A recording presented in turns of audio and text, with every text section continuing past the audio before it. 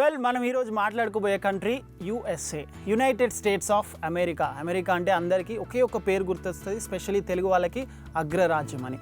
And ఈ America గురించి interesting facts. First fact, ఇక్కడ 4000 నేషనల్ పార్క్స్ ఉన్నాయి. చాలా ఎక్కువ కదా, చాలా సర్ప్రైజింగ్గా ఉంది.